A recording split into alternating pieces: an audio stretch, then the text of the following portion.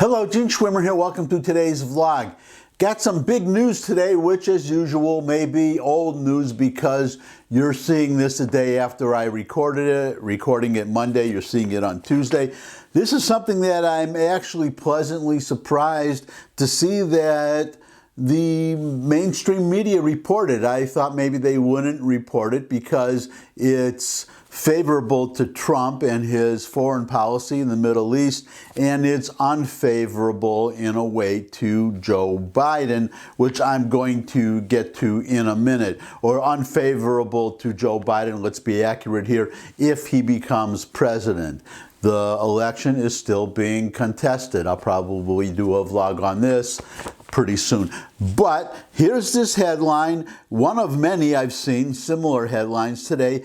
Netanyahu meets Saudi Crown Prince MBS. MBS would be Mohammed bin Salman.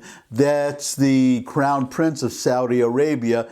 Everybody calls him MBS because it's shorter than Mohammed bin Salman. So here's the headline again. Netanyahu meets Saudi Crown Prince MBS Pompeo in Saudi Arabia.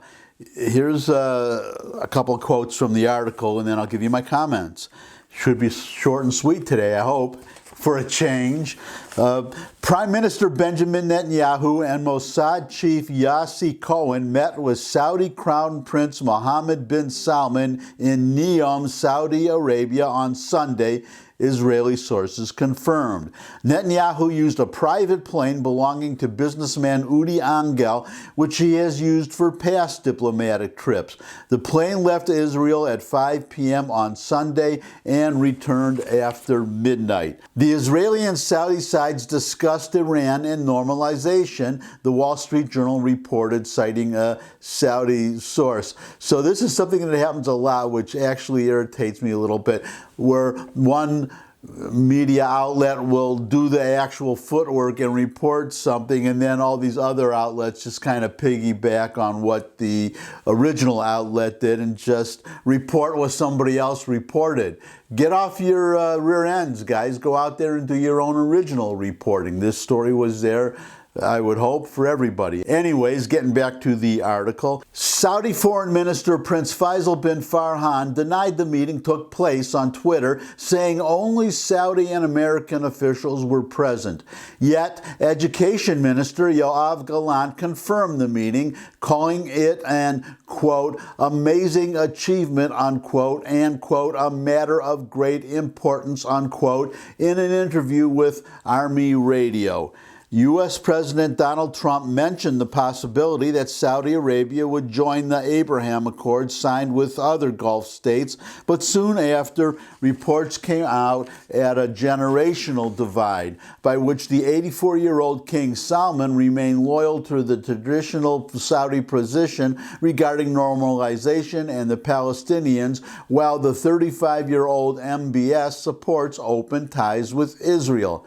Meetings between Netanyahu and senior Saudi officials had been discussed several times in the past, going back nearly 10 years. A former official close to the prime minister said that early in the previous decade, there were attempts to have Netanyahu meet top Saudi officials on an American ship in the Red Sea, which did not come to fruition. So first of all, let me just back up a little bit here.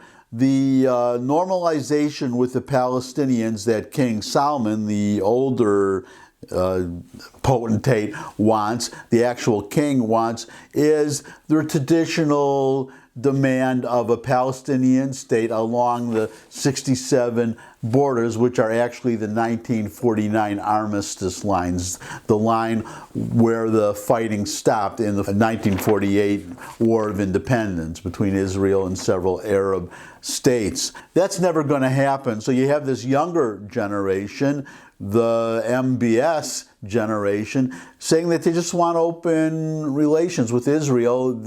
Well, this is happening all over the Middle East. It happened with Bahrain. It happened with the Emirates. It happened with, well, it's happening behind the scenes. You'll see more of these, I'm pretty sure, where they are no longer waiting for the Palestinians anymore. People are just fed up with them, and they're moving forward without them, which actually is the best course if you really want a peace agreement between, or a settlement between, the Israelis and the Palestinians, because they are always going to do everything they can to avoid sitting down and negotiating with the Israelis. The only way they will is, and they still may not do it then, but the only way they will, if they do, will be if all the other alternatives are cut off. If they cannot depend on, well, they're always going to be able to depend, unfortunately, I hate to say, on the Europeans. There's these Western European countries, they've made this their personal project. I don't know why. I'm suspecting a little strain of anti-Semitism there. They want to delegitimize Israel. They want to hurt Israel some way by, for example, making Israel divide her capital, which Israel is not going to do. And the rest of the Middle East is starting to realize this. They are getting away from making that a condition of dealing with the Israelis. So Israel and the Arab countries will just go on. Life will go on without the Palestinians, and if they come to their senses, fine. If they don't, that's fine too. But the main point that I want, well, not fine for the Palestinians, the average Palestinians, who are the victims of their corrupt and incompetent leadership, but for everybody else, just move on.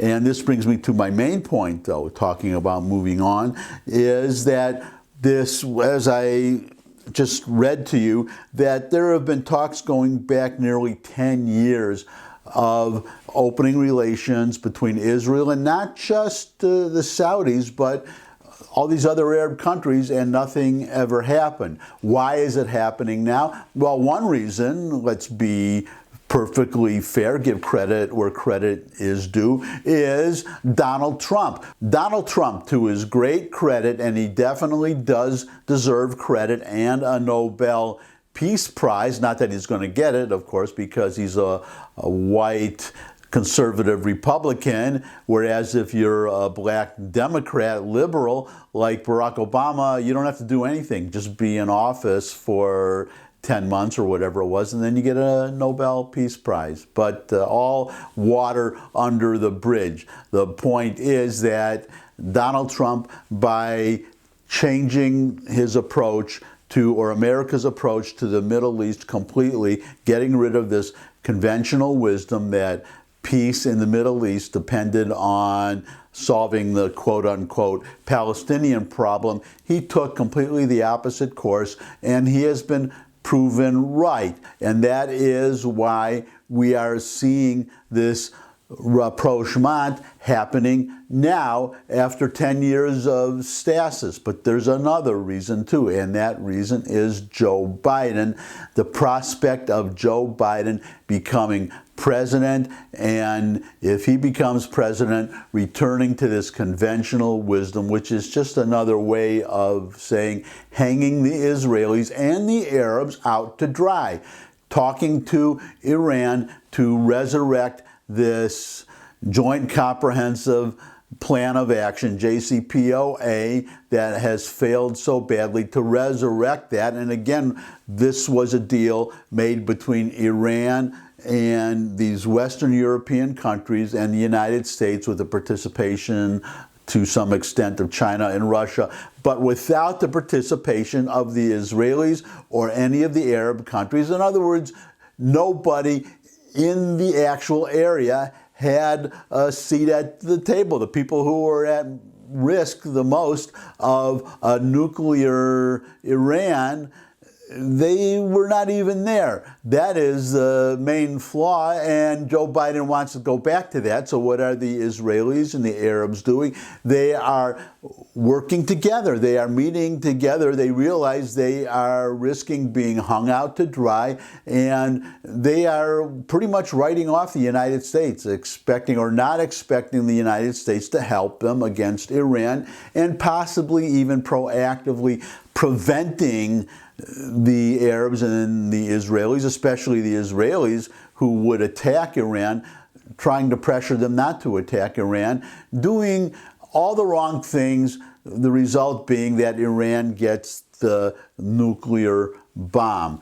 So that is why they are all together. In a very perverse way, Joe Biden is helping to bring the Arabs and the Israelis together through his, well, Robert Gates, a former Secretary of Defense under both Democrats and Republicans, is quoted as saying that every foreign policy position that Joe Biden has ever taken has been wrong. And now we face the prospect of this guy being in the White House.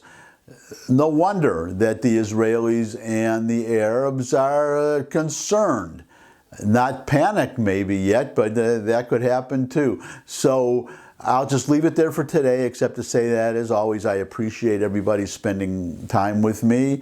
If you could spend a little more time, I would appreciate a thumbs up if you like this video. Share with anybody you think would also like the video. You can put comments in the comment section below the video, as well as questions, suggestions for future topics.